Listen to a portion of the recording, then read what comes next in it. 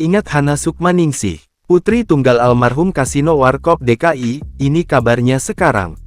Sosok Warkop DKI tentunya memiliki kesan yang sulit dilupakan oleh penikmat film tanah air hingga saat ini.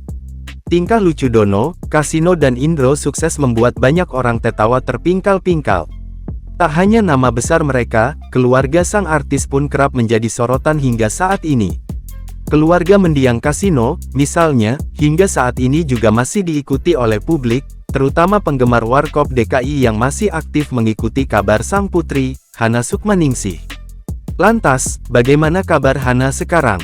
Menilik akun Instagram pribadinya, Hana kerap membagikan momen bahagia keluarga kecilnya, mulai dari merayakan ulang tahun hingga bepergian bersama.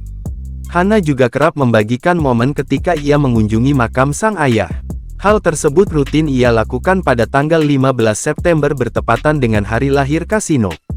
Kendati dulu Kasino sukses di dunia hiburan, rupanya anak dari sang artis itu justru meniti karir di jalan yang berbeda. Segala ketenaran dan hingar-bingar dunia hiburan tidak dimanfaatkan oleh anak Kasino Warkop. Hana Kasino, yang merupakan anak tunggal dari pelawak legendaris Kasino Warkop justru memilih jalan yang jauh dari dunia hiburan. Sepeninggal sang ayah, Hana tumbuh menjadi sosok perempuan mandiri, dan kini tinggal bahagia dengan keluarganya. Hana memiliki usaha toko kue yang terbilang sukses. Ia berhasil meraup pendapatan dari usahanya berjualan kue tersebut. Berkat usahanya itu, Hana berhasil memiliki rumahnya sendiri. Hana Kasino hidup bahagia bersama keluarga kecilnya. Ia menikah dengan seorang pria bernama Ricardo Iskak pada tahun 2003. Mereka pun dikarunia seorang anak perempuan bernama Amata Mahesraya Jelantik. Diketahui, nama Kasino Warkop DKI dulu malang melintang di dunia hiburan bersama Dono dan Indro Warkop.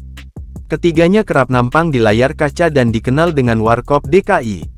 Akting mereka bertiga terkenal humoris. Film-film yang dibintangi ketiganya juga masih tayang hingga kini.